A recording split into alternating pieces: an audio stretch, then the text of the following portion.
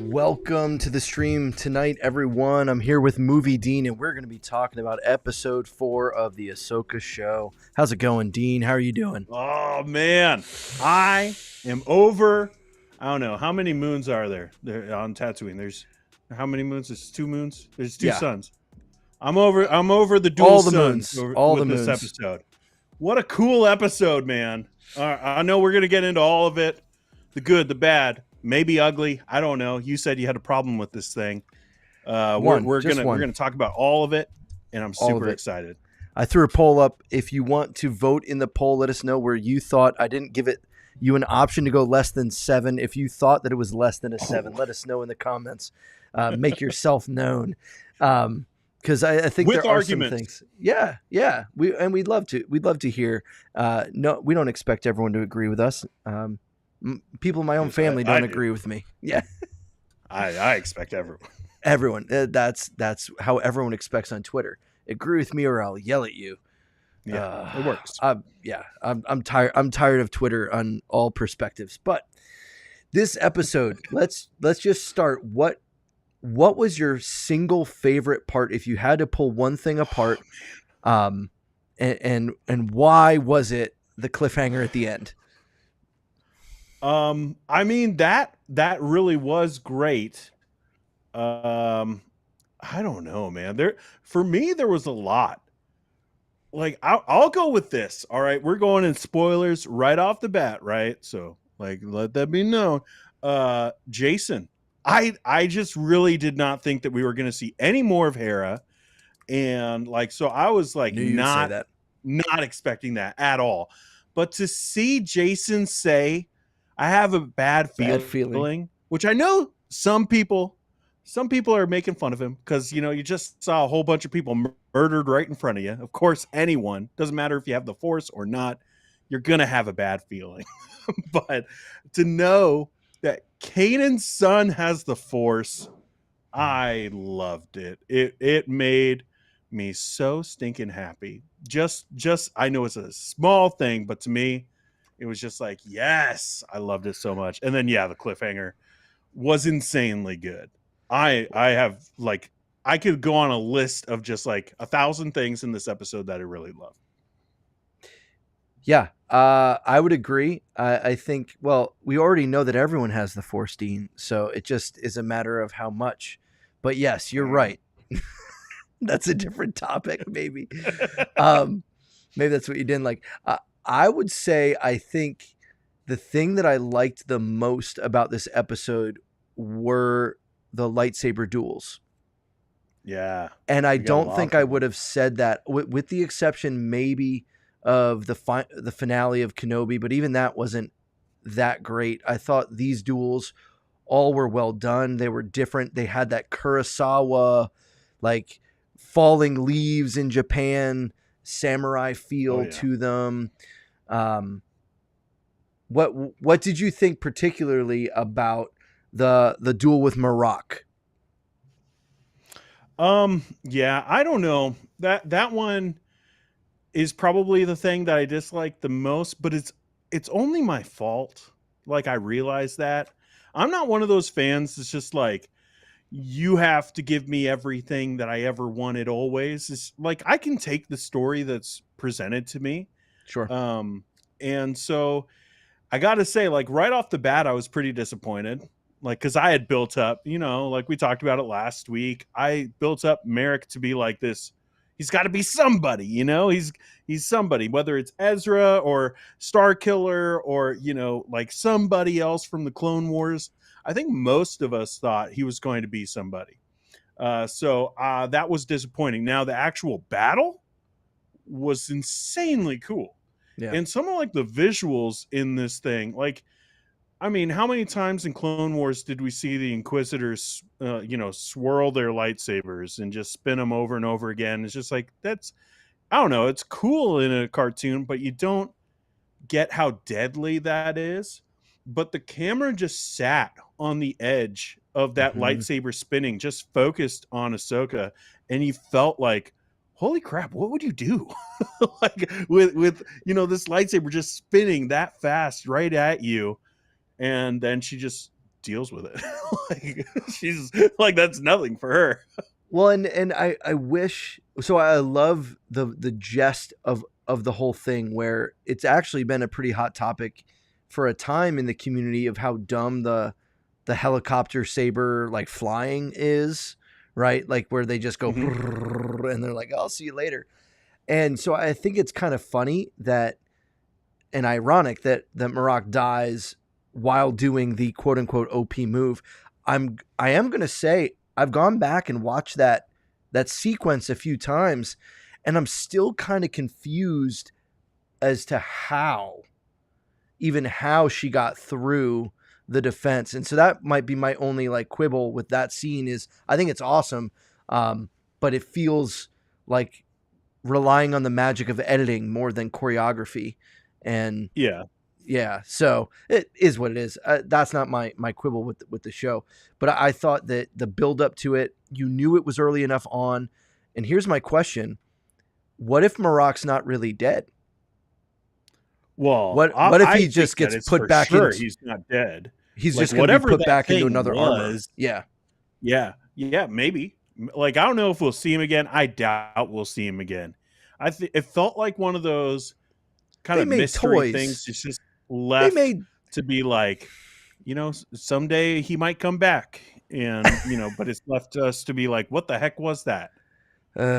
yeah. Well, I will say we did it to ourselves in some respects, but he was in every trailer.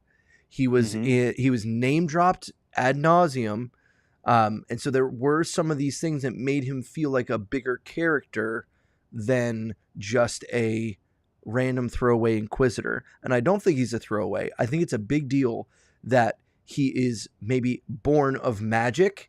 I've seen Yeah. some people talk about is this how Thrawn is going to bring up an army in handling and building an Okay. army using this Night Sister magic? There's obviously some kind of connection between, or at least Morgan Elsbeth believes so, between her and Thrawn, and what's going to happen there is maybe. But yeah, I thought they were all really, really well done. I loved that Sabine didn't go to the lightsaber at the start.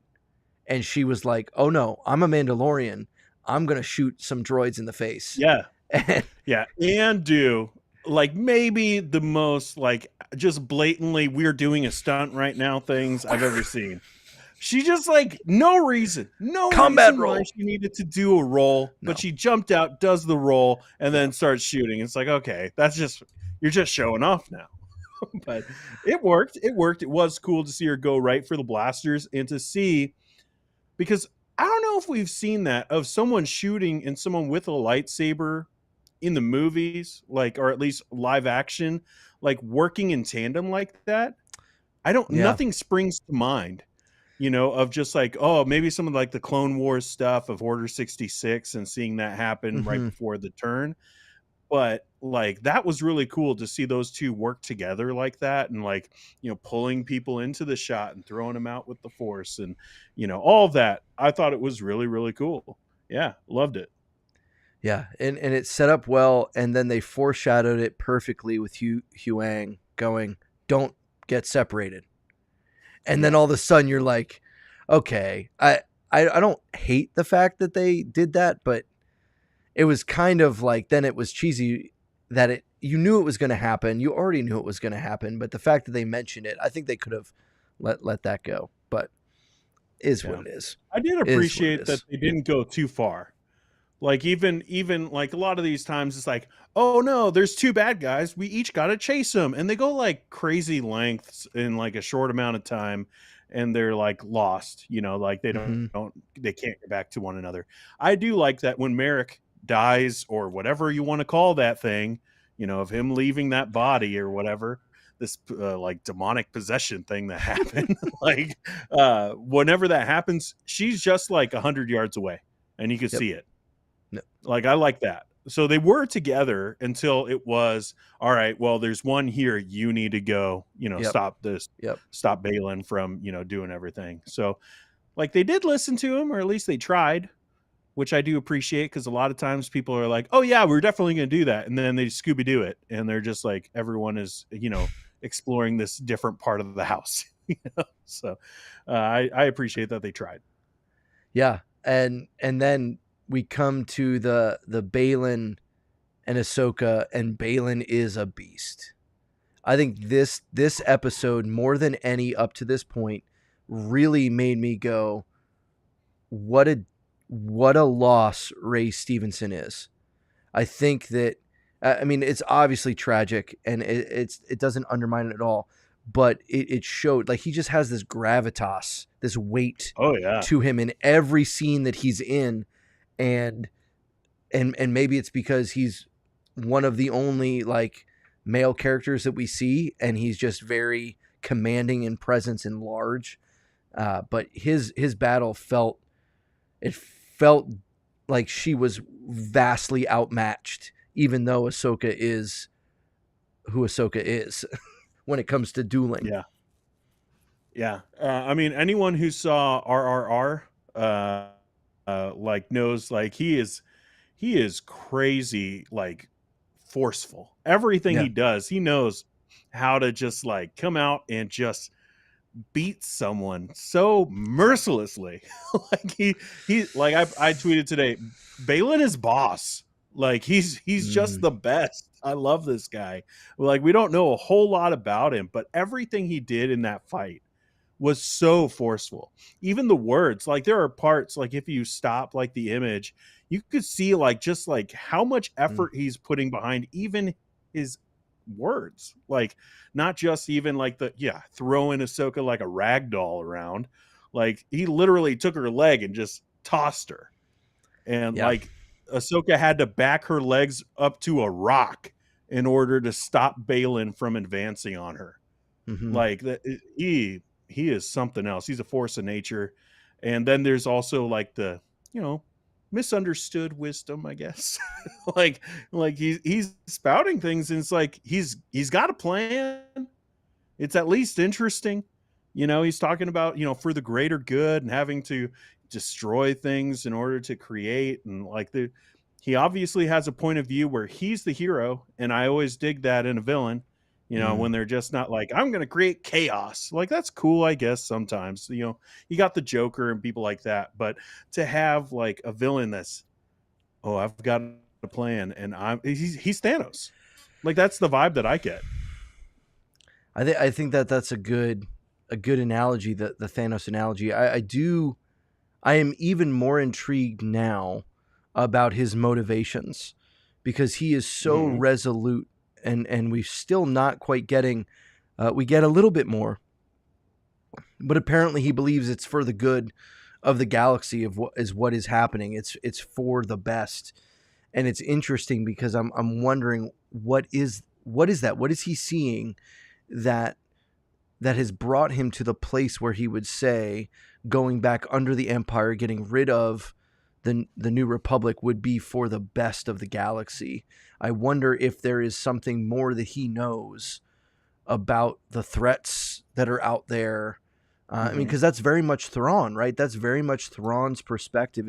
Is Thrawn is always doing what he thinks is best for the Chiss ascendancy and for the good of the galaxy, actually, in his mind.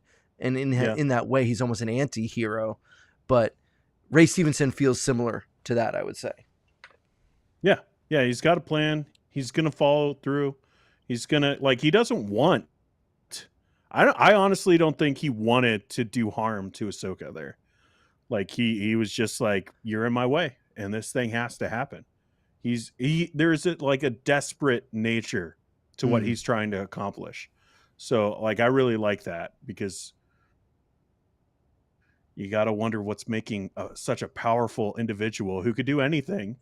He could go and do anything else in this galaxy where, tons of people, like if Grand Moff Gideon, or Moff Gideon, not Grand Moff, but Moff Gideon, if he gets to go and just like have a planet, like Balin could do that, sure. like why is he so fixated on this idea of, getting to that other galaxy and what power, lies there and what does it mean for this Mm, galaxy, the Star Wars galaxy. Like it's a lot. And we only got 4 episodes, so I'm hoping that we're going to start to get some of that. I know next episode is obviously, at the cliffhanger and everything. That's going to be the focus. But I'm hoping like episodes 6 through 8, we really dive into why Balin is doing all of this. But yeah, he is like a force of nature. I love that dude. Well, and I think it's very well balanced with Shin. Shin is just emotional and angry and Mm-hmm. exactly what we need, I think, from a villain character who isn't over the top emotional, but is just like a rage machine. Like you feel like Shin is the type that's going to just come in, destroy your house, walk away, and laugh about it on the way out, kind of thing. Oh And yeah, and I think that's so interesting to pit her against the calculated, powerful, like stick to the plan kind of perspective of Balin. It feels very balanced in that creation, and we saw that with how Shin wanted to force choke Sabine, and Balin sees a value to keeping Sabine around, whether it be, hey, if these folks come at us again, we've got a hostage, or for whatever other reason, he saw it a better idea to maybe even try to turn Sabine against Ahsoka. And I thought that was one of the best moments of the show, is showing how, because it was foreshadowed. It was foreshadowed when Ahsoka was talking to Sabine and says, "Hey, even if it means we can't get Ezra, no one can go." And Sabine's yeah. like, "Well, hold up a second." I think there might be some loopholes here. and and it shows the difference between the attachments of a Jedi, or the non-attachments of a Jedi, versus the attachments of a non-Jedi, and the difficulty of that for Sabine. I am also glad maybe now that they did kibosh the whole relationship aspect of Sabine and Ezra. So this is more of a sisterly, like, this is my only family left type of Yeah. thing. But yeah, I think that set up really well, and it still left you going, I'm not sure what's going to happen. And then to see Sabine betray her master, but I don't think she sees it as betrayal, because I think she thinks Ahsoka is dead. So I'm going to ask Yeah, you: that's a fair is this point. is Ahsoka dead? No, no, I don't think so. Like this is a universe that we see people constantly get wounds. If Sabine doesn't die with a lightsaber through her gut, like, or Riva or anyone like that, Yeah. like I think, yeah, I think Ahsoka survived. She's hanging on to some rock somewhere, like laying on top of it. Like for me, like the last couple scenes, I think are just all in her head, and it Hmm. doesn't take away. Like it is real because it's spiritual. Like everything, with the world between worlds and all of that, it's all a spiritual thing. So, like I'm not saying it's not real, but it is in her head. I think like she's gonna be. I can just see it. You know how some episodes work. They're gonna find her, and she's gonna be like, hanging on by a thread. Maybe they have to get something or do something in order for her to survive. And in the meanwhile, we're gonna get all the Anakin stuff and the world between worlds, Yeah. and like that's where I see it going. But then there's a whole bunch of different stuff. But for me, I think that she's alive, and just like you know she somehow fell into the water and then washed up on one of the rocks that wasn't sharp. Yeah. Yeah. Not impaled. I think that explanation is the most logical. I think that's the path of least resistance. That makes sense. And if we're going by the Maroc theory, maybe they're just going to do the thing that makes that's the straight line. I've given up. I've given up on all my Um, extreme theories, man. yeah. Well, I, It's I it's just gonna be posited. the most basic thing. Hey, aim small, miss small. But I Yeah. I think for Dave to bring the world between worlds into live action. Now, again, I did a video on my channel a day ago about this, that it actually frustrates me that we're getting this much Rebels content and Clone Wars content into Ahsoka, because it's assuming a great deal of people have watched that who have not. And Oh that's yeah. kind of a huge problem, I think, because the expectation, and I even had a clip, there's a clip of Dave Filoni saying, oh, you don't have to watch Rebels. And I even said, yeah, maybe you don't. No, I think you have to. I think, or you have to go and do your own research and watch a video of everything you need to know before you watch Ahsoka. Yeah. Because it's a lot. Yeah, I mean, like, even like the longing for Ezra. We've gotten zero flashbacks. I mean, we saw one little recording where he says, you know, like, I'm counting on you, and that's it. Yep. Yep. So why are we supposed to believe that Sabine, like, or at least the people who didn't watch Rebels, why are they supposed to believe that Sabine is going to hand over this like key to this ultimate weapon that's going to harm everyone in the galaxy, or at least that's what they think?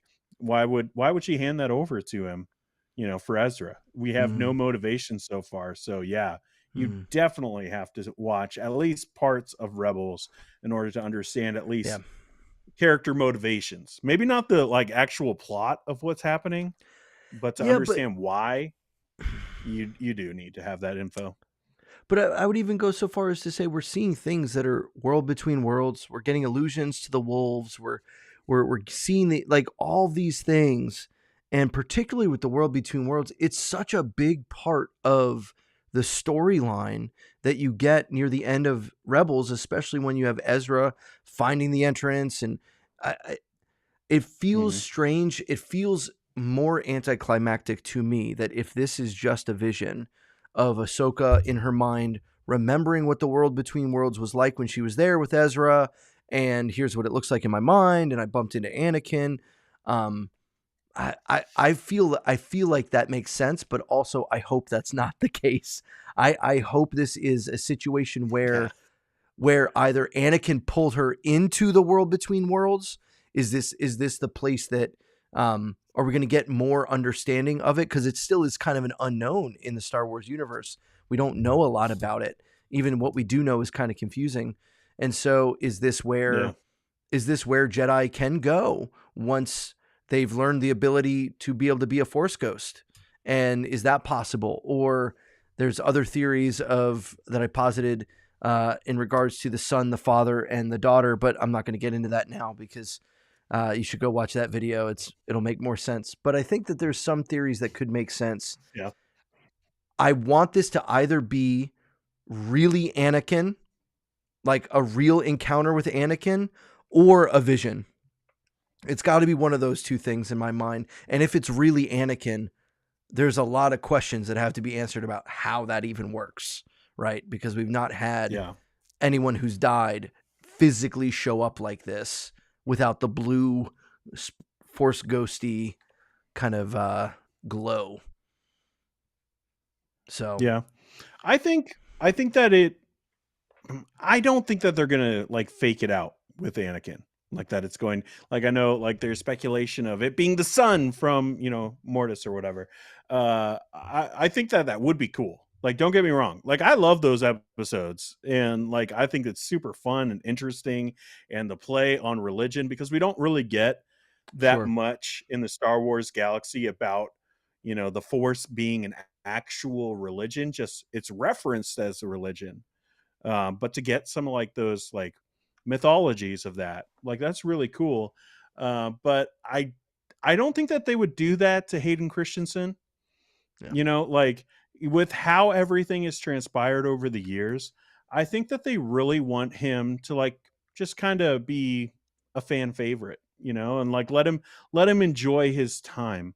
So for me, I'm looking at this as, I do think that it's probably something in relation to like the world between worlds, but like I think that it's going to be like a double meaning.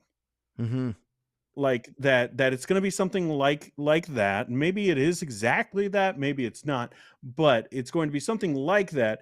But the people who are going to be watching it at home, who may not have watched Rebels, who may not be as glued in on all this stuff, maybe they're going to just take it as, you know, kind of like It's a Wonderful Life. You know, let's just see what your life would be like had you, you know, taken that step or done that thing, or, Sure, you know, look at all the good you've done, and we're going to get Anakin as kind of like a Clarence kind of character, guardian angel, just kind of guiding her through like where she needs to go. And like maybe she wakes up, thinks like it was just a dream, and we get some kind of confirmation at the end of the episode or something that it was in some way real.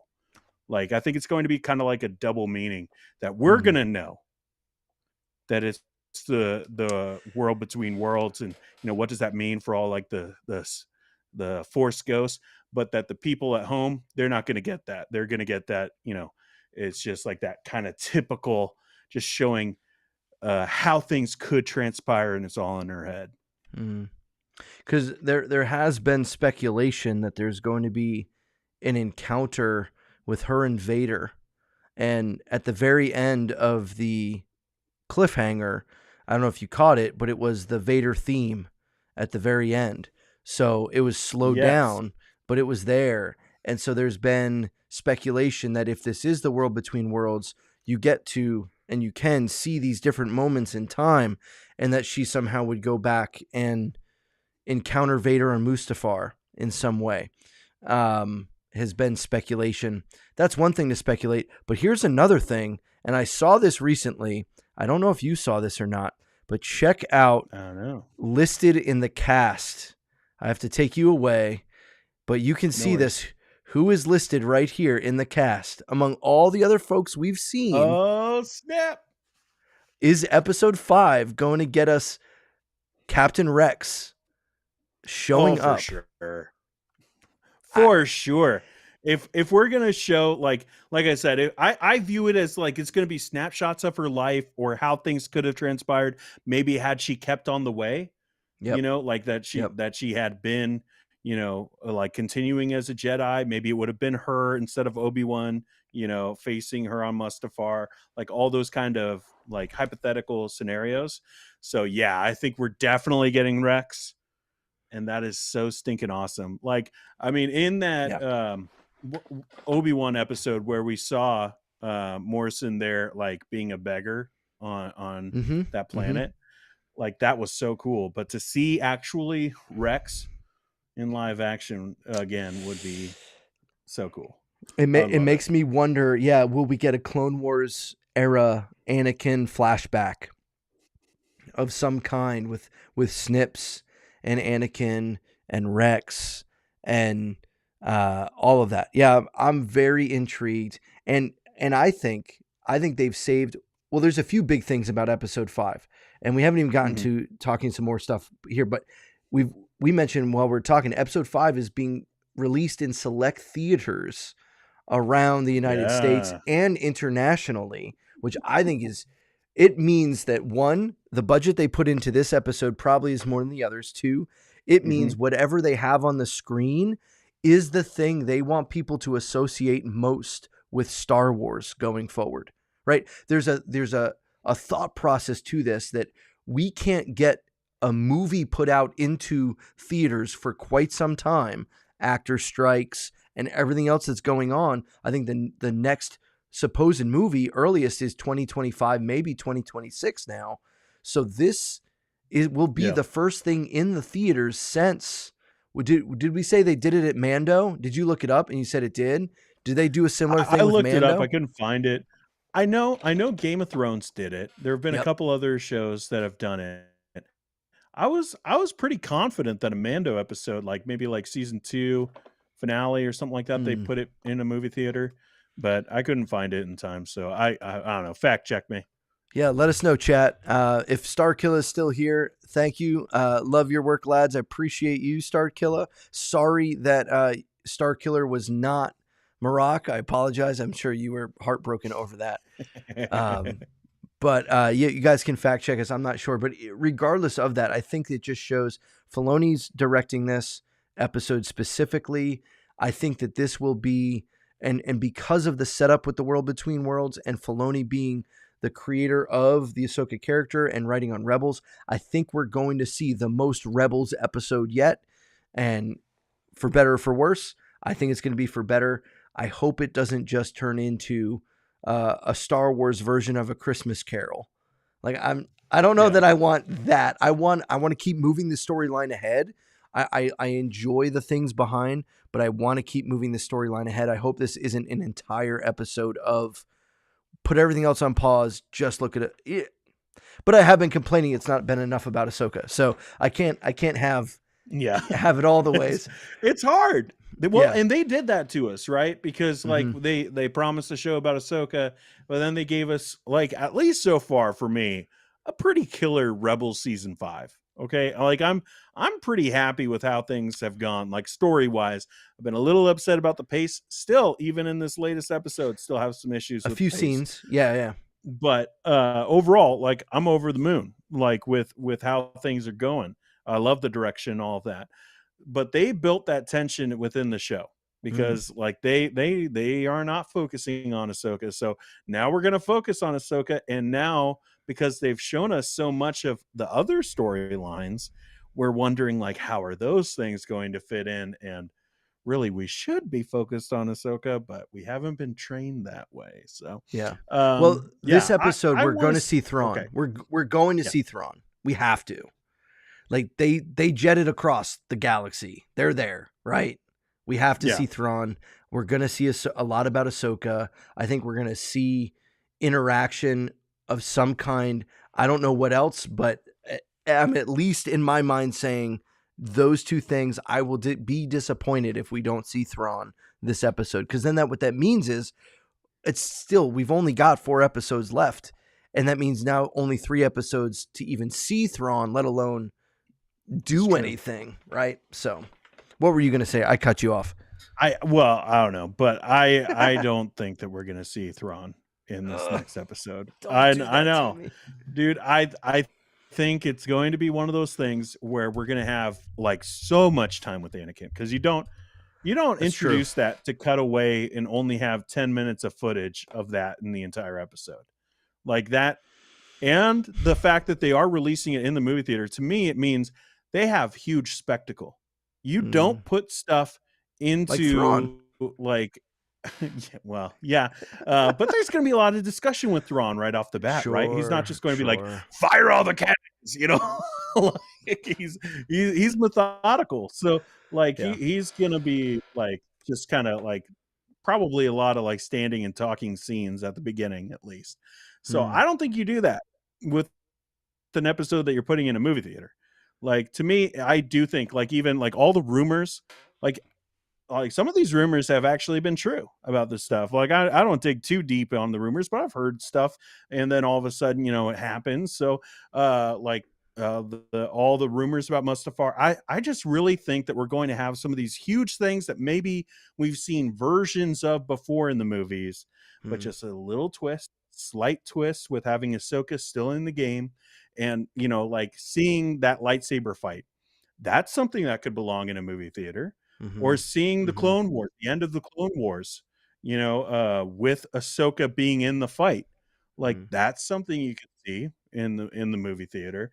mm, But, just having, like, a picture and just walking around and showing the picture and, like, kinda, like, glimpsing at an image and discussing it, of, like, how things could have gone, I don't think that's it. Like, we're gonna be immersed in some of this stuff, sure. and it has to be big.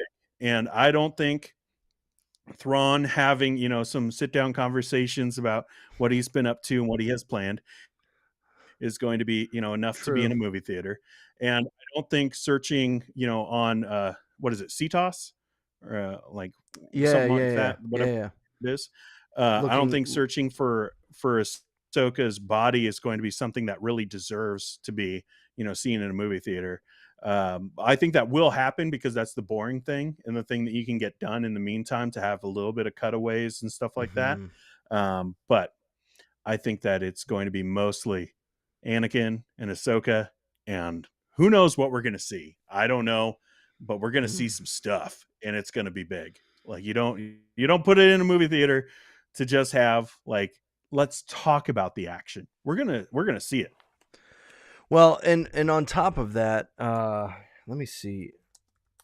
I think I can't remember the name of it, but I'm pretty sure they're dropping on Disney Plus this Friday a something to deal with looking at Ahsoka uh and Anakin like a docu Oh kind yeah. of thing.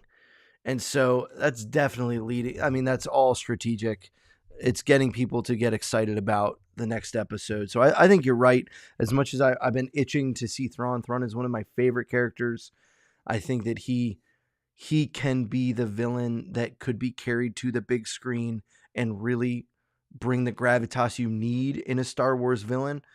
But you're right. I think it is going to be, and it'll be fantastic. I'm not concerned as long as they don't do any more of what really bugged me from this whole entire episode, and that was okay. Let's hear Your it, man. I'm excited. I want to know. your Hera and 5 X-wings flying towards a giant ring that you know is going to jump into outer space to go get Thrawn. Like you've pieced those pieces together already. And they're starting to build their you see the energy levels building. You don't fire a single shot? Not They're pretty one. far away. They're pretty far away still. I don't I think they were close enough when they mentioned they're not shooting at us, right? So there's a recognition that they weren't getting fire. It feels like that should have been the time they should have been giving some fire, or at the very least understanding that just flying straight, because it looked like to me on the that they were like almost in true. it. They're just flying Yeah. straight towards it, going, "Ah-dee-da-dee-da-dee. I've got a bad feeling about this. That's fair. Ah-dee-da-dee-da-dee." That's totally fair. So, a small thing, right? It doesn't ruin the episode. It's okay. But for me, like, Hera was hot-headed. Hera was in this. Hera was ready to roll. And then it was just kind of like, oh, let's see what they do. Right? Like not taking the aggressor, even if they had tried to shoot and it hit shields or something, or have no effect or whatever. Because I think it would have heightened the concern of, are they actually going to get jumped to hyperspace? Because when they didn't do anything, I'm like, oh, they're going to jump to hyperspace. Like there was no doubt. You could have done some stuff to make it feel like, oh, did they damage anything? There was some tension. Yeah. Did it knock them off course? Some kind of tension I think could have been okay there, and it not be just straight, hey, we flew through a donut that went right past us. Let's aim right at the center of this thing. I'm going to shoot at nothing. Well, that's also true. Like if you're flying right at the middle, there's nothing there. Like you got to fly at the sides. And I will also say I was very disappointed they didn't capture a Purgle and ride a Purgle in the. I thought of you, man, when I was watching it. I was like, well, there's no Purgle getting caught. No Although Purgle. for a minute when it was in the clouds, I was like, oh crap, are they doing it? Like to me, I thought that would have looked awful. But like interesting, but like visually, I think a lot of people would be like, what is happening right now? Now, do you think we'll get a part of this episode where they're traveling through hyperspace? Because it's a long journey and they're like traveling with Purgle. I think it's possible. I think that's possible. I don't know, man. I really don't know what's going to happen on that side. Like that storyline to me, like anything could happen. Like obviously Thrawn is going to be there because we've seen him, you know, like we've seen him in the trailers. Sure. There's going to be Thrawn. So they're getting there. But I don't know. Like I just imagine that it's going to take a lot out of people flying like that. Like I think everyone is going to be like on the ground except for the droids. You know, like everyone was just standing. To me, that's kind of nuts. Like if you're going in, like if you had to build this thing so it could be so fast to get there. Like I put a seatbelt on. I don't know. They have all this room for activities. I bet there's going to be a battle there because there's nothing. Yeah, something will happen. But yeah, it's interesting. And then we come. Right. You're right. That is just big enough for some kind of confrontation in there. Oh, for sure. That's spot on. Yeah, something will happen, and maybe it's Sabine. Maybe Sabine will. I don't know. Maybe she'll break free and bring some tension that way from inside. Her and Esther are going to ride a Purgle home. Well, and that's the interesting thing is when they get there, like it's not like Ezra and Thrawn are buddy buddy hanging out, right? Playing We cards, don't know waiting. that. Maybe they're roommates now. That's true. Thrawn is unconventional in many ways, but I don't see that. But anyway, You don't see that happening? no. But I will say, out of the totality of what we got, many folks have been saying that this is the episode that saved Star Wars. Now, for me, I don't think you can actually say that because what Star Wars needs is the movies that they make to actually be good. So, Yeah. if you're going to say this saves Star Wars in the sense that, hey, Star Wars fans, if you actually like this, make them know that you like this. Like, show them that you like this, and then they will do more things like this. They'll use Dave. Like, I've been up and down on Dave Filoni many different times, but after this episode, it seals it in my mind that the music we get, the Kurosawa samurai stuff we get, the attention to detail. Yeah, there's plot holes. Let's be honest. Luke and Leia kiss, okay? Like there's problems with the plot. Twice. People forget about that second time. Yep. It wasn't All just right. a one. Yeah. Yeah. And they made dumb decisions in the original trilogy too, where originally it wasn't supposed to be Ewoks. It was supposed to be Wookiees on Kashyyyk. How epic would that have been? A fight with Chewbacca Pretty and freaking his awesome. Yeah, but George Lucas wanted to make it, oh, the non-technology natives beat the high. Like I get it, but it would have been way cooler if it had just been freaking Wookiees ripping the arms off of stormtroopers. And it would have made more Then you sense wouldn't as have any well. nub nub. Yeah, it's true. Well, you also wouldn't have these weird teddy bear cannibals that make C-3PO a god, or not cannibals, but Honestly, they they're eat humans. terrifying. Yeah, they're weird. Ewoks are terrifying. I want a horror movie of Ewoks. Like, come on, that would make money, and also it'd be stinking scary. Yeah, no, you're not wrong. But so there will be holes, and there's holes in all the movies. But I think that the direction that we see that George Lucas put forward a direction, and Dave Filoni best understands the history and the background. I mean, on paper, it should have been Kathleen Kennedy. She's been there from all of it, but maybe not since the very, very beginning, but for most of it, and been behind a lot of producing a lot of really good movies. But her track record as of late has been pretty trash. So, but then we come to the end, the cliffhanger, the Anakin. We've talked about it a little bit, and we get the "Hey Snips" line. Oh man, how cool was that? Oh, it's so good. I never thought we'd hear it. And did you notice that? I mean, I noticed this, or at least others I heard said it as well. And once I heard it, I agreed. It wasn't just Hayden Christensen speaking like Hayden Christensen. It almost felt like he was doing a Clone Wars impression of. Oh yeah. Yeah, it felt more like the Clone Wars version than because Hayden Christensen wasn't the voice. If you didn't know that, I'm sure you did, but others might not have. Well, it was Matt Larder. I want to say. Yeah, it sounds right. I'm sorry, Matt. I'll look it up as you say it. Yeah. But yeah. So it sounded a little not quite Hayden Christensen, which I think is good. I think they're trying to do a balance between respecting what has been, and obviously Anakin as Hayden Christensen is who we know.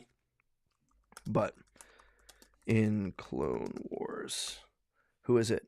I want to know. Was that right? Matt Lanter, Lanter. Lanter. Ah, you were not close. an R. It's an N. You were closer than most. Closer than most. Yeah. So I thought that scene was absolutely fantastic. The people that are pooping on the deep fake, you know what? Just stop. Like it still looked better than Obi-Wan. It looked better than Obi-Wan Kenobi, 45-year-old Anakin getting trained by Obi-Wan. It looked better than that. Let's be honest. Yeah. You know what? At this point, like, I don't care about that kind of stuff. I just don't. Like, we know, like, these people aren't that age anymore. Yep. Or they're not Like, so alive, or just they're like not. they Yeah. did what the best that they could. Yeah. And just like, well, I like bringing back people who have died. I think it's like, that's kind of iffy, just like ethically. Like to have Grand Moff Tarkin come back in Rogue One, like, I don't know about that. But to have people like de-age them, like Sure. it's not going to look perfect because they're not. That's not a real person. Like we're Yeah. still working with computers that have flaws. Like enough of this. Like if it's janky as all get out and looks like Shrek, you know, like then no, like then we can make fun of stuff, but like it's pretty dang close. I liked it. I love the scene. I love just even the visuals, man. Like again, like I love so much of the cinematography in this Mm, episode, like in the forest, like getting like these wide shots of the forest reminded me of Force Awakens quite a bit. But like yeah. to see, yeah, like sitting on the side with the blades and like these long pauses in the fights, I love that. And like, Mm, oh, there was so much of that stuff. But to have like the water waves just kind of like slowly turn into like this, like I don't know, like this mystical kind of sand, like, and then to see that be like the floor, like the road she's laying on or whatever, the bridge, like it looked so good. it I did. never thought we'd see it on like live action, but also I couldn't have imagined it looking any better. Like it looked so cool.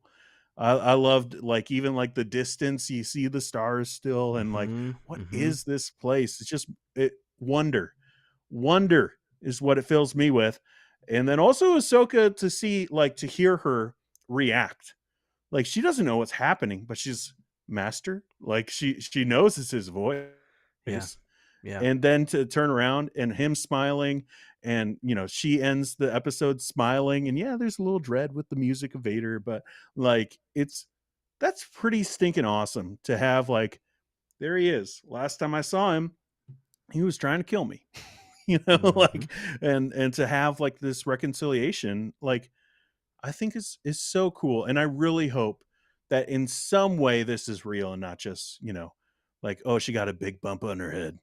you know Yeah. Well, and I think that as long as they do a good job of explaining the how, um, it because again, people are coming to this not understanding the world between worlds, and even folks like us who have watched those shows, the world between worlds is still this unknown. It's not really deeply explained anywhere. Just bits and pieces of what we've gotten. I will say, I think the world between worlds looked better in live action than it did in way better than it did in animation, because when you go look at it in animation, it's very like this dark void. It's just black and white, oh yeah. and Yeah, yeah. the blues and the depth of color and the way that she would touch the floor and you would see it ripple. um Man, it was just so well done, I think. And I think they left enough to wonder about, right? They know what we're doing right now. They know that Star Wars fans everywhere are zooming in to Anakin's face and going, "Wait, was there a scar? Wait, was there no scar? I don't think there was a scar. Wait, there's a What shadow. lightsaber does he have? Yeah, which light? Let's say." And so they gave us just enough for us to be excited, but also the cliffhanger of the unknown, not just the unknown of the relationship, but all of the scenario of where is Ahsoka, what's really going Mhm. on, what are we going to see next, and now the release of knowing it's in theaters and all this, I think, is just, this is what makes, like, if you're going to do a weekly release of a show as opposed to pop it all out once, like, this is how you do it.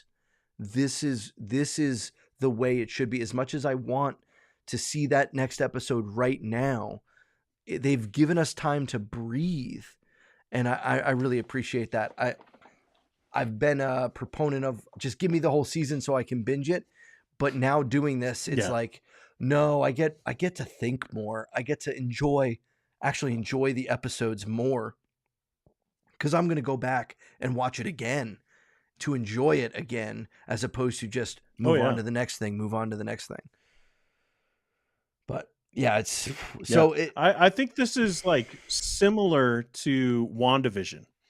Like because none Mm, of us knew, like, not to just jump over to comic books, but just like none of us knew what Disney Plus was up to, with these, like, taking like these big budget franchises and making yep. TV shows about them. But there was that weekly intrigue.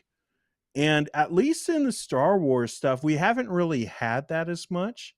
No. Like we get a little bit with Mando and a couple episodes of like, ooh, what's going to happen? But most of that is just episodic of he's on an adventure, he goes on another adventure, he goes on another adventure. And Andor, there was a little bit more of that, but it was also very niche for Star Wars fans. And like it didn't really get out there into, pop culture as much. I feel like this is the closest the Star Wars has gotten to doing like the WandaVision thing, being like a Hmm. talking point for people and creating enough intrigue every week for people to have, some speculation and make a bunch of videos and let people do the word of mouth marketing for you. And like so far, I think overall fans are pretty happy. There are always going to be people who are just like, I hate everything. It's just like, well, I don't know if you're a fan. Like if you hate everything, I don't know if that makes you a fan. But Yeah. like I think that right now we need excitement for Star Wars, and I get why people Hmm. are saying like this is saving Star Wars, because when I hear that, I hear it as this is making me excited to be a fan of the franchise again, Yeah. and I think that's super cool. We have hope. I think for the first time in since since when it was announced that the Force Awakens, like there's hope again because let's be honest, most Star Wars fans didn't enjoy all of the sequel trilogy. And most Star Wars fans Hmm. have been feeling let down. Now, don't get me wrong, a lot of Star Wars fans didn't like the prequels.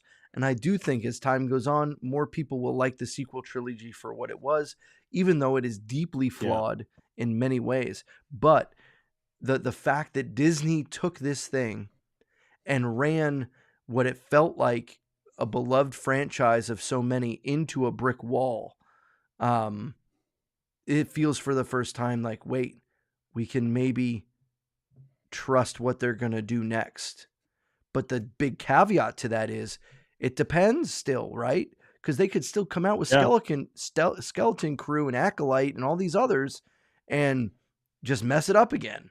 So, yeah, I would give Dave Filoni a raise.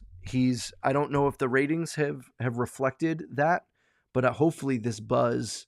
I was telling some of my friends that hadn't seen the show yet, and I was like, I think this is the best episode since the Mandalorian season 2 finale, and I think this might even have been better. I don't know, man. One way out. One way out. Like that And or episode to me is just like insanely good. yes, the only thing that I would say is my retractor of Andor. I love that show. I think it was fantastic.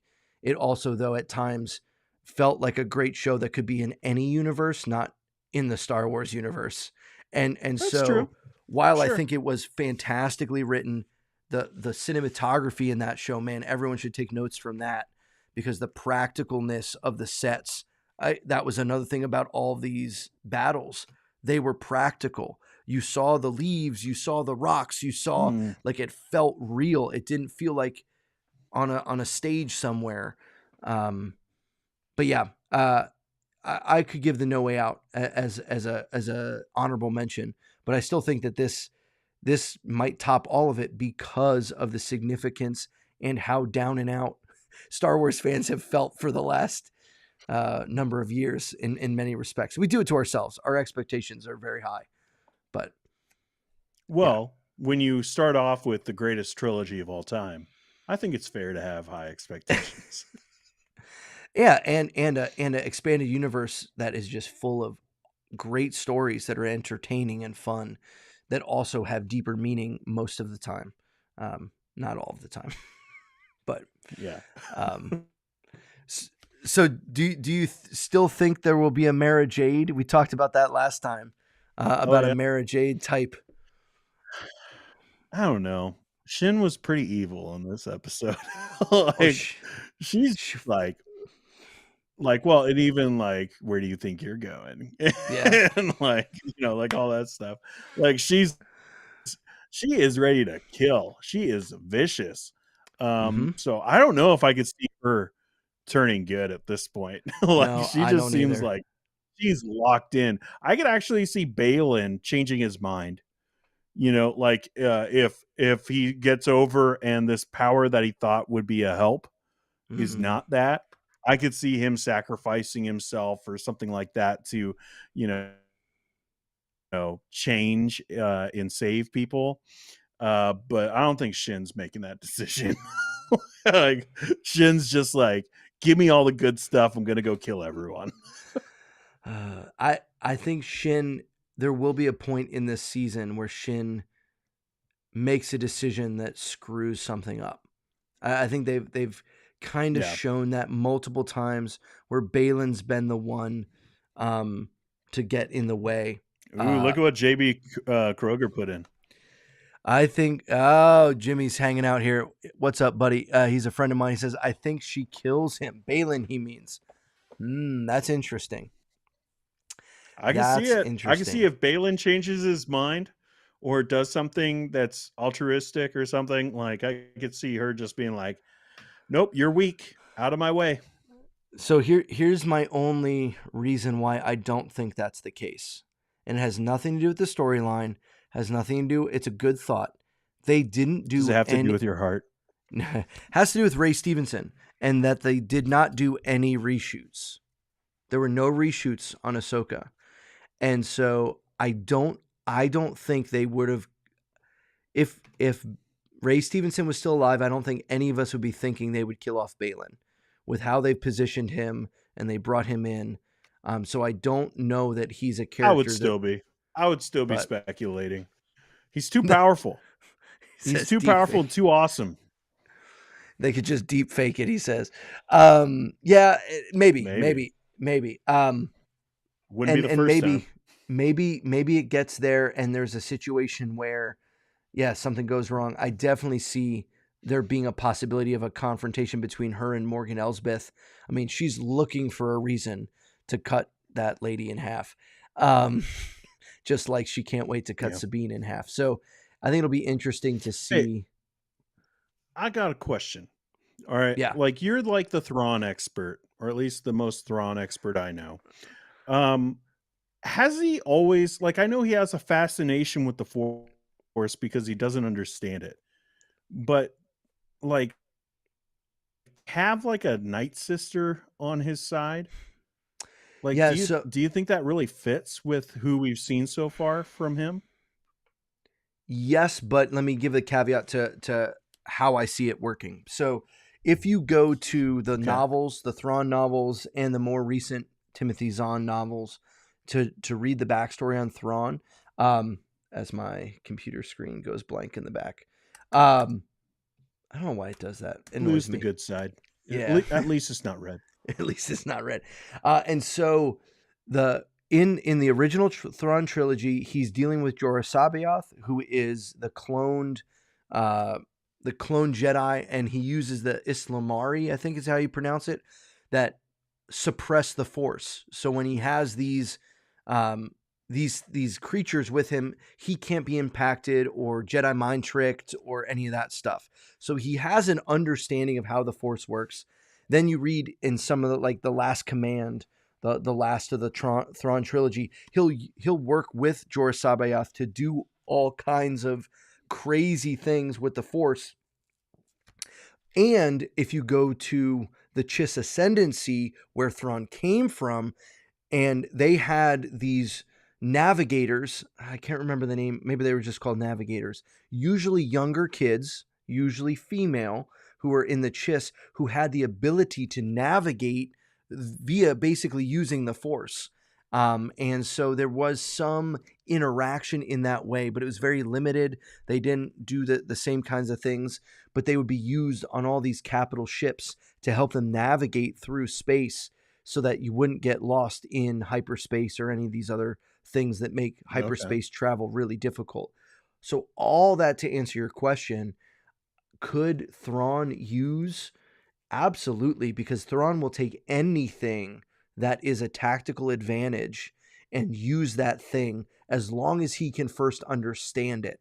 And so, if he studied about the Night Sisters and felt like he could understand it, if he understands it, he will use it, and he will use it to his own advantage, and he will be able to calculate out how specifically. And so, is it possible? Sure. And I think that there's a world where he sees the power of the Night Sisters being the only thing to even come close to the power of the Sith and the Jedi. And so how Yeah. if I could leverage that, of course I could get a foothold and do the things I need to do. So that would be my take from his backstory. Again, I don't think Thrawn sees it in black and white, good and evil terms. I think he sees it much more as like useful, not useful. How can I win this conflict? How can I do something? What is my opponent going to do that I can counter before they even move?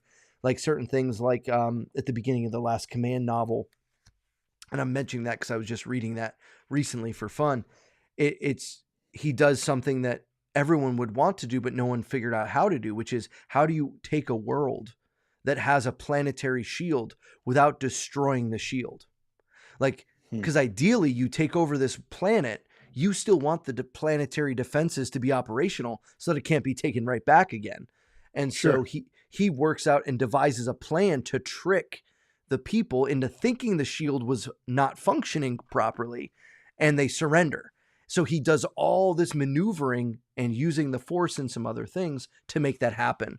And so I think he will do anything and everything to win a battle, to win a conflict, to win a war. And if that includes using unconventional means, that's how he was the first Grand Admiral that wasn't human, right? He was the first alien Grand Admiral. Why? Because the Emperor saw something kind of crazy in him. Thrawn also had a lot of interaction with Vader. And so there's a lot of interaction there. And he knew Anakin before Vader and interacted. So there's all kinds of lineup there that I think could make for interesting stuff. But unfortunately, I don't think we're going to see very much of it because we only have 4 episodes left. So, yeah, I feel like, all right. So, say we don't get him in this next episode, and we have to wait to episode 6. Yeah. Like, do you think that we're actually going to see him like come back and do anything? Or is it going to be like he's on his way? Like, because I kind of feel like that's where we're going to leave it. Or maybe he just gets back. I feel like we're going to be over there for a bit once we figure out all the Anakin Ahsoka stuff. I hope we're over there for a bit because I want to know more about this other galaxy. I'm hoping this other galaxy isn't just a throwaway thing that is part of it. But I think that the cliffhanger of the end of the episode, end of the season, I think will either be Thrawn is back and started something in motion, or he just gets back, is how I think that the season is going to end. Because I think what they need to do is they need to end in some kind of dire situation where the New Republic is failing and Thrawn appears to be winning, as I think how it's going to end, or at least that's how I would do it, because then you have this, oh no, what's going to happen? And guess what might show up at the beginning of season 2? Maybe Luke shows up. I don't know. And helps deal with I would Thrawn. love it. I would love it so much. Oh my goodness. Yeah. I want to see him and Ahsoka fighting together. How cool would that be? That I think even if it had to be against an army of Inquisitor smoke men, I'd be in. I want to see that. It's like those videos of Chuck Norris versus Chuck Norris versus 1,000 Jedi. It'd be basically like that. It makes me do the Ahsoka arm fold. We only got 2. Like the smoke people. I don't know if I could ever get behind that. There were only 2 in this episode. Only 2 arm folds. Well, yeah, maybe too many. I don't know. No, they happened. I will say that's my main problem.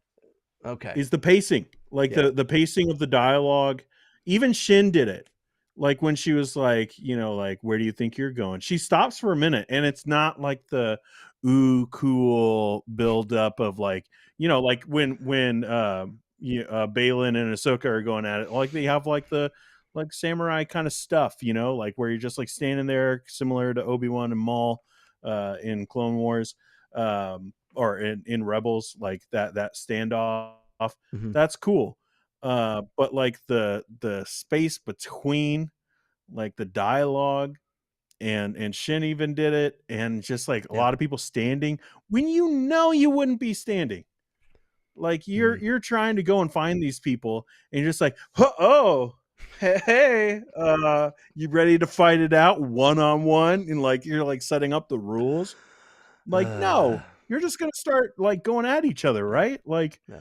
not like it's fun to have a fun line, like where do you think you're going? But it took her like 30 seconds to say it. Mm. I like that kind of pacing stuff really bothers me, and it's been throughout the entire series, and it is a directing thing. Like so, like it's a choice that they've made, and I think it's a bad choice. Yeah, that is a directing choice, not a writing choice, because it's a feel. So yeah, yeah, I think that there's a few scenes like that where there is good dramatic pause, but when it's consistently happening, it feels awkward. And It's so just, are you gonna fight? Like, just fight. just just fight. Okay, so here's a theory question. Um, do you think that Ahsoka's hand was burned in such a way when she grabbed the map that the map is burned into her hand? Because we know that Balin destroyed it once they got, and so she grabbed it and Home Alone that thing, and she's got the McAllister M on her palm. And so then, but the problem You is got they're the gonna map, Marv. they're they're gonna have to find Sabine though to read the map again, because remember, no one else could have read the Oh map yeah. except Sabine. Oh man, I didn't think of that, but that honestly might play into it. Because I how don't else know. could they? I How else don't could they get there? expect anyone. I don't think they're getting there. Hmm. Like I don't think that they're going to be able to get over there. Like it's all on Sabine and hopefully Ezra pretty quick. Like that Hmm. it's going to be up to them to do something that's going to change things a little bit. But at this point, Thrawn is coming. Like he's just going to make it. No one's going to be able to stop him. So if that's where things are going, I don't see any point for getting everyone over there. Hmm. Like I think it's just going to be up to Sabine and Ezra to be like that point of confrontation and build the tension of what's happening over in that galaxy. This galaxy is just going to be Ahsoka and them preparing, hopefully, for like maybe trying to get over there. But I kind of figure that it's just like a two-way street, right? Like whenever Thrawn comes back, it's going to be to Cetos, like or Cetus or what, however you say the planet. Like it's going to be to that location, I think. And so maybe fortifying that location is what they're going to be doing on this side, and maybe that's the finale of you have a slightly big battle, not a huge one, but a Sure. bigger battle, and Thrawn's gonna clean up shop. Yeah, I think the only way that they do follow, honestly, is exactly what happened with Ezra and taking Thrawn, which is some kind of forced connection with the Purgle, like Jim's saying here. Like, I think that I mean, it'd be pretty cool to see Ahsoka make a force connection with a Purgle and they take the ghost with them, right? That could be pretty interesting. But Yeah. even that, we've already seen that the ghost doesn't want to shoot anyway. So what's the point of going? What? Well, also you have little kid. You I know, know. Hey, you it's have war. Jason. Like I don't.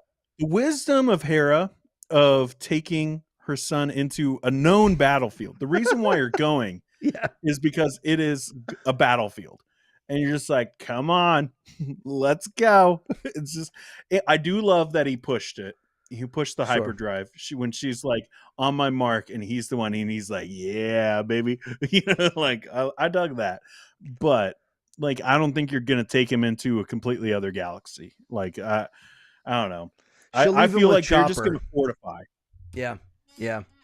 and wait, or at least now it's a matter of returning back to the New Republic with the information that they've gathered, possibly.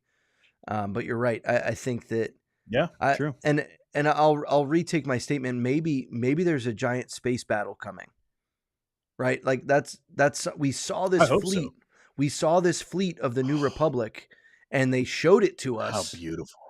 Yeah. So maybe Thrawn will come back, and there will be a okay. I'm here. Here's what I hope happens. Thrawn comes All right. back. There is a battle.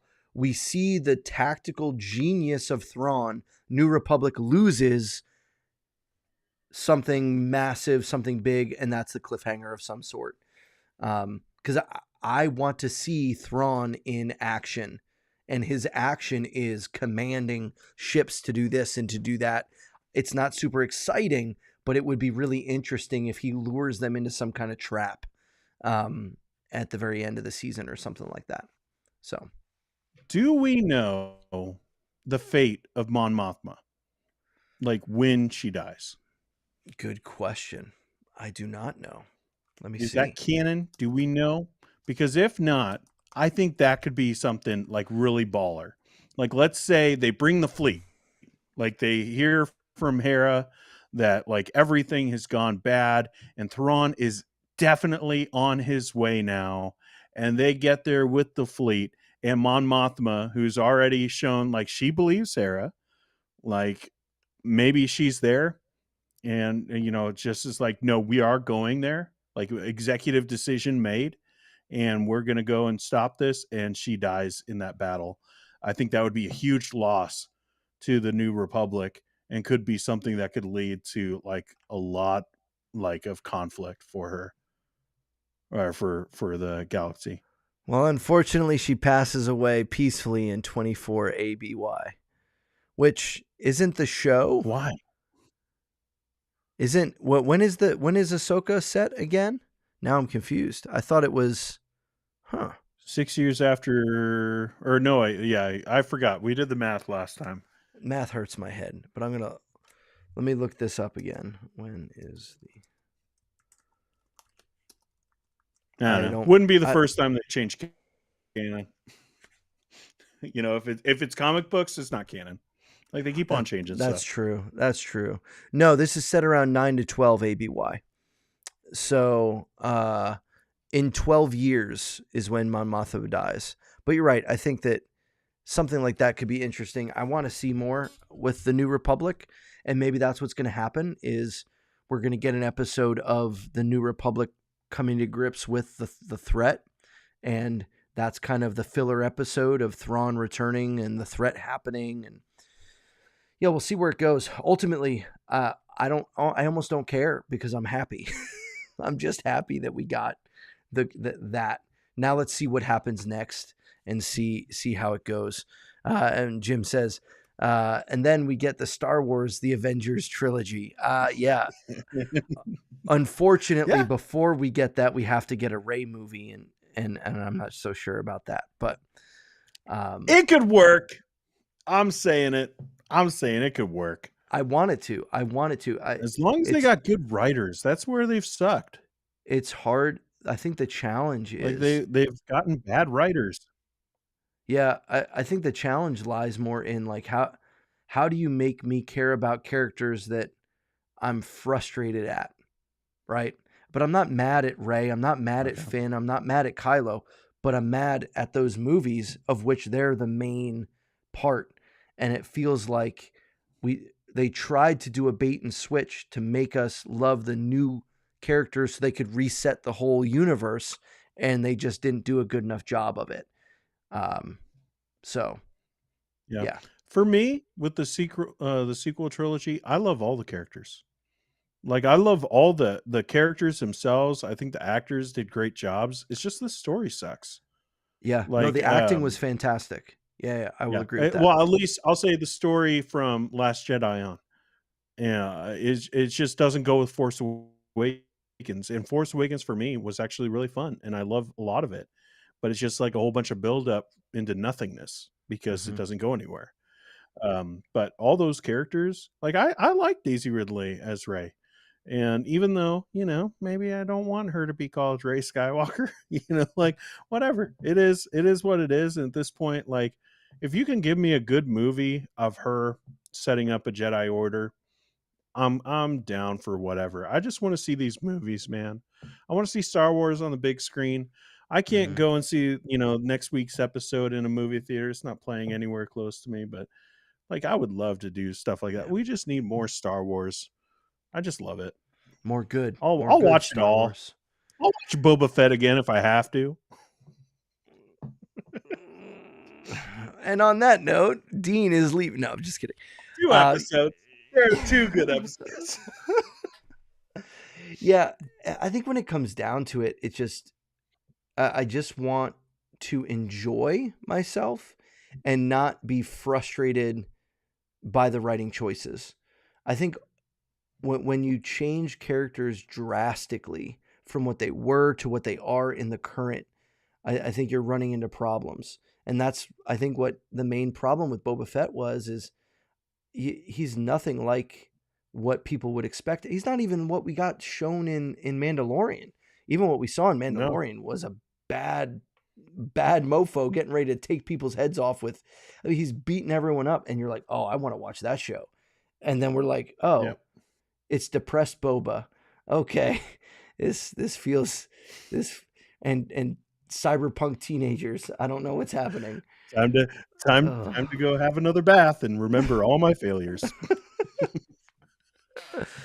Jim says too many different writers. Yeah, I think they did get enamored with the different writers, different directors a little bit too much. It worked really well in Mandalorian seasons 1 and 2, and then it just hasn't worked as well. But that's what they're doing, right? Every episode is a mini movie, and so they really focus on that mini movie. But man, I think there was something special about season 1 and 2 of Mandalorian with the way that those Yeah. directors built something puzzle piece together. I don't think that that's the norm.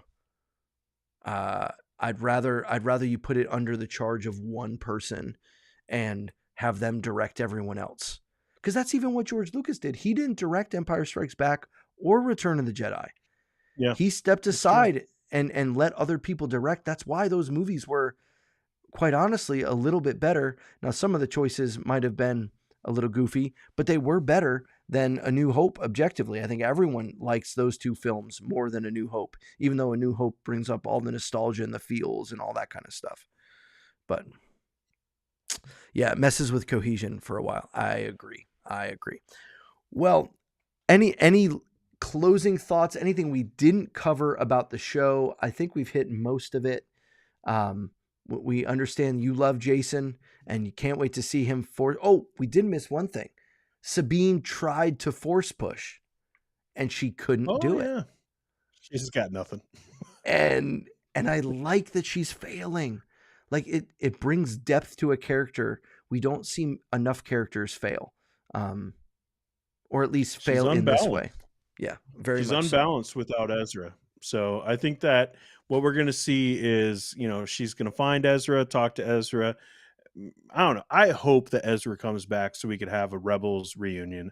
But like, at least there's going to be some discussion, some kind of closure on that wound, and then she'll be able to use the Force. But I just really hope it's not like, I caught a TIE fighter, like, like I don't want to see some even though I like Rey, I don't want to see some Rey level powers from her when Kanan was around her all the time and didn't think maybe I should train this lady, that to me is like but yeah, like there was some cool aspects of thinking like nobody, like you could be a nobody and have the Force, but I just don't think you should be able to use like that much power. If that's the case, if you're going to go that route, it should be like that you have very minimal uses for that Force.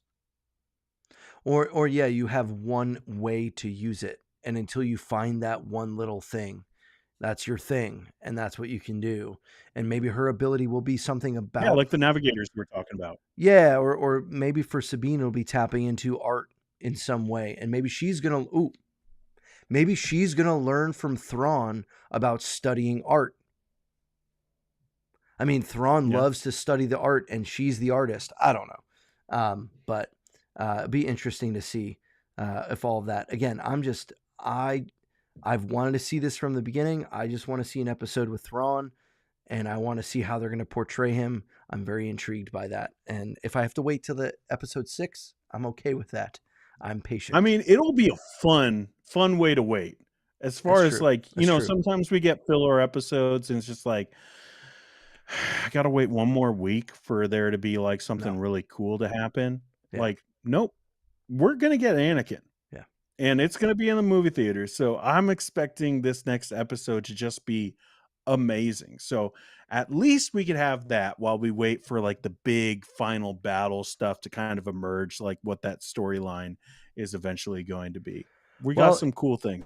we've got what, 5 days? 5 days till episode 5. You can watch 1 through 4 over these 5 days and be ready to roll and enjoy it again. Heck, I might do that because it was fun. Because there was still some stuff. I've told you this. I've got videos that I haven't made yet about the previous 3 episodes that I still think I might make, but people have moved on already. So You didn't see that owl, have you? Like from Mortis? no, Like I've been kind of surprised. just in the painting, but in the mural, not in anything else. JB asked, "Is this going to be multiple seasons, or is it?" I feel like I heard both. Whether this is it, I'm pretty sure there's a second season. I don't know if it was fully confirmed. Let me double check. Ahsoka season 2. I thought there was. No, just a lot of questions about whether or not it will release. If it's been, yeah. So maybe there's nothing confirmed yet. So I don't see this getting a second season. really, Like I don't know when you do it. Like that's like my thing right now is like I know like we got like the the SAG strike, the writers strike going on in Hollywood, which pushes everything, including Star Wars, back. But I don't know when you do it because you have all these things planned out. And we've got these shows lined up, you got movies lined up, and it feels like they're trying to like pull the reins, like get things out there, but also pull back the reins of just like everybody gets a show, like so they're trying to be careful and calculated about putting things out. So I don't see it getting a second season before, at least before that movie comes out. I think we got to wait a while. yeah, I think you're right. And Also, if Ahsoka might die. Like it's maybe possible, that's how Thrawn like is like shows that he's boss. Is man, like he does something and Ahsoka's dead. Like we heard Anakin say, like I wasn't expecting to see you so soon. Maybe that's about a couple years. Maybe it's about like, hey, you're 3 days early. mm, yeah. Well, I think we're also. I mean, there were pictures that we haven't. Maybe they didn't make it in. Maybe they got cut out of Ahsoka the White, kind of dressed in white robes instead of the Oh yeah, gray. that's true. And I do think this gets back to a little bit of the life force of the daughter that brought Ahsoka back to life already once in the Clone Wars. I begin to wonder if Ahsoka can even die, if the life force of the daughter brought her to that world between worlds place because it wouldn't let her. I don't know, but I begin to wonder that I too. really hope not. I don't like then what's the point? Like just then like she could just do everything. Like Yeah, and just why put her on didn't the front line. She can't die. why didn't she come mess with Kylo, right? And stop all that if she could have. Because if she doesn't die, she'd still be around during the First Order. So If that's true, I hope she makes it to the other galaxy and gets stuck. Like that she's just over there. Maybe she switches spots with Ezra and pays him back for saving her and the world between worlds. yeah, and I think something like that. And then if you needed to, you could bring her to join Rey to rebuild the Jedi after the fact. Bring her back out. That'd be cool. Hide her I'd dig away. that. Bring her back out. I don't. How far is the new trilogy? originally they said they wanted to go 25 years after the last one. So Rey would be older, but I think they nixed that. I think it's more like 10 to 15 years after or something like that. I can't remember what they said. Yeah, they were gonna have someone else, like, I forget which actress it was, but some well-known actress who's like in her 60s. They were gonna have her be older Rey, but they decided to then go with actually Daisy Ridley. And I realized I misread his question. He's asking, when does the First Order come about? I'm looking that up. I don't know the dates off the top of my head. When ABY is the First Order. I don't see it off the top of my head. Google let me down. But whenever Bloodline was, like, that book was about like some of like the very early beginnings. Force Awakens is 34 ABY. So the beginning of Force Awakens is 20 years after Ahsoka. 22 years. So Ahsoka, yeah, Daisy wrinkly. Yeah, Daisy would be giggling. I had to see what you were giggling at. Yeah, we'll see what happens with that. But yeah, that would be an older. It's easier to make someone older than it is younger. You don't have to deep fake. You can use makeup. But will she be Yoda old? Oh man, I don't know. Oh, I will say one other cool thing from this episode. Hera was Phoenix leader again. That's right. Like our good buddy Carson told us, hey, we're following your lead, Phoenix leader. And boom, they go. Like, I loved it. I thought that was really cool. Yeah, and then they decided not to shoot. But hey, you know what? They paid the price. Let's not, like, beat it into the ground. They all died. One proton torpedo. Carson. Yeah, that's true. He survived because he has to, because he'll be in Mando 4 if that ever happens. But who knows? Because he's awesome. Yeah. Well, it is about that time. It is 12:30 a.m. here. I'm old and I need to go to bed. So you over on the nicer time zones are watching this. I appreciate you. And if you haven't already, go check out Movie Dean. Link in the description. Hey. All things movies, not just Star Wars. So if you like talking about movies, you can do that. Thanks for hanging out here, JB. Always good to see you, brother. Guys, it's going to be exciting. Pay attention. I'm going to be dropping some more videos about what's going on. I've got one coming out soon about the lightsaber debate. And is that really Darth Vader's lightsaber hanging on Anakin's hip? Or is that Anakin's lightsaber? Snap. Yeah, so some fun stuff. I love this speculation stuff. When we know it's hopefully going to be good. It's nice to be able to do that again. We have hope. Don't mess it up, please. Anyway, have a good one. Remember, the Force is with you always.